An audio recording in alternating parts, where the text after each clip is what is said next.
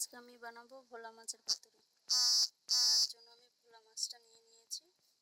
এবার এর মধ্যে আমি একে একে ময় মশলাগুলো দিয়ে দেবো। দেখো আমি এখানে ভোলা মাছ সুন্দর করে ধুয়ে সুন্দর করে নিয়েছি। এবার দেখো এখানে আমি দিচ্ছি।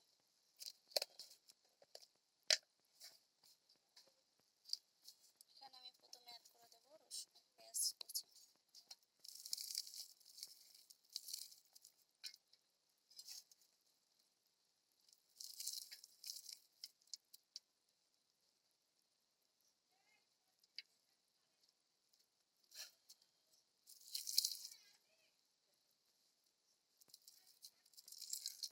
আমি এখানে দিয়ে দিয়েছি পেঁয়াজ কুচি করে রাখা পেঁয়াজ দিয়ে দিয়েছি।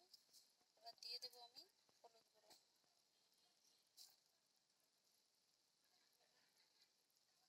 এবার আমি দিয়ে দেবো এর সাথে অ্যাড করে দেবো লঙ্কার গুঁড়ো।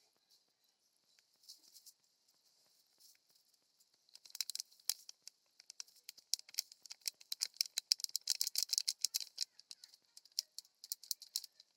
দিয়েছি ঝালমুড়ি লঙ্কার গুঁড়ো, তোমরা চাইলে শুকনো লঙ্কা হাতে বেটেও দিতে পারো। এবার আমি এর সাথে দিয়ে দেবো লবণ, পরিমাণ মতো লবণ দিচ্ছি।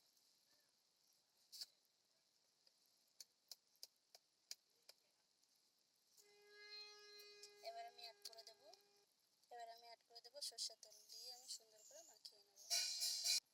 এবার আমি নিয়ে নিয়েছি সুন্দর একটা কলা পাতা, এর মধ্যে আমি সরষের তেল মাখিয়ে নেব। এটাকে আমি সুন্দর করে মাখিয়ে দেখো আমি কলা পাতাটা সুন্দর করে সরষের তেল মাখিয়ে নিয়েছি। এবার আমি মাছটাকে মাখিয়ে নেব। মাখিয়ে নিয়ে তোমাদের সাথে দেখা হচ্ছে। দেখো আমার মাছটাকে মাখানো হয়ে গেছে। এবার আমি একে একে কলা পাতায় সাজিয়ে দেবো।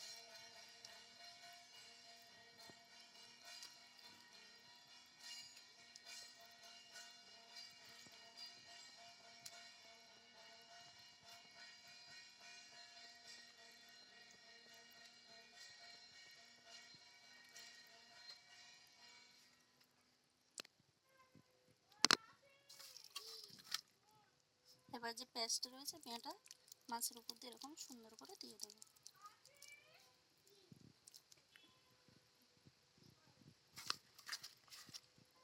এভাবে সুন্দর করে সাজিয়ে দিয়ে দেবো।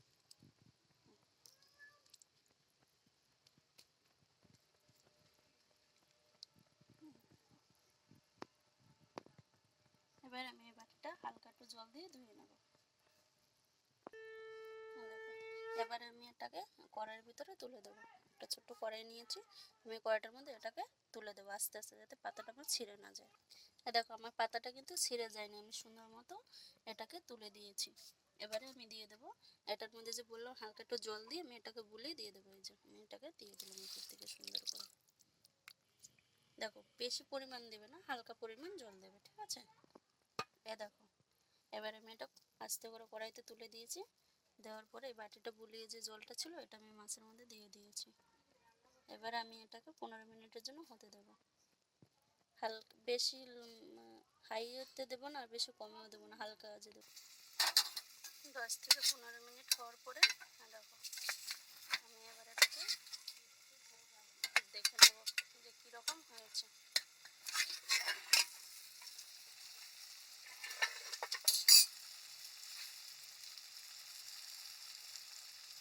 দেখো আমি ঠিক এমন আঁচে রেখেছিলাম। আমার দেখো 10 থেকে 15 মিনিট পরে কালারটা এরকম হয়েছে।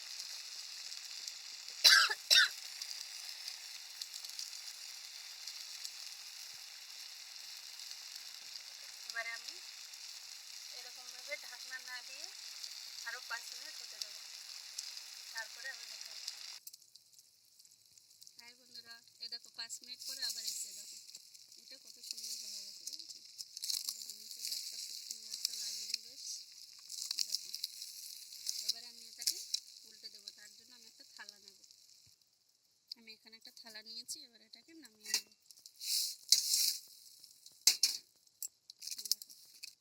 আমি এটাকে নামিয়ে নিয়েছি। এবার আমি এটাকে উল্টে নেব, তার জন্য আমার আর একটা কলা পাতা লাগবে। আমি কলা পাতাটাকে সুন্দর করে মুছে একটু সরষের তেল মাখিয়ে নেব।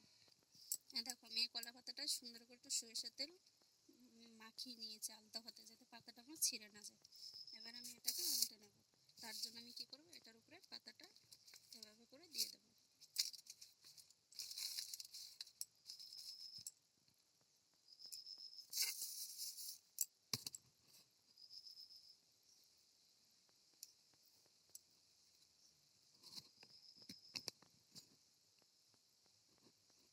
এবার আমি এটাকে সুন্দর করে উল্টে নেব।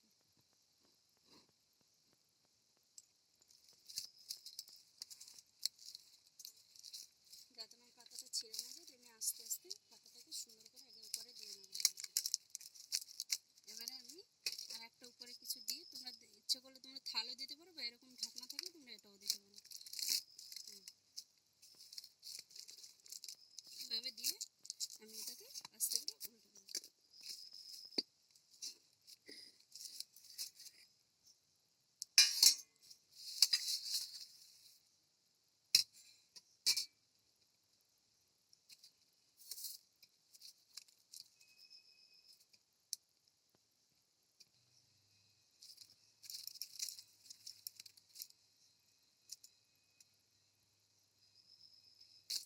দেখো বন্ধুরা,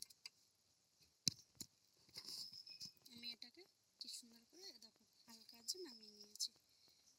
যদি ভেবে থাকো এটা পোড়া পোড়া লেগেছে, না, অ্যাকচুয়ালি ওই যে উপরে পেঁয়াজটা দেওয়া ছিল, পেঁয়াজটা হালকা একটু বেশি হয়েছে, এটাই ঠিক আছে।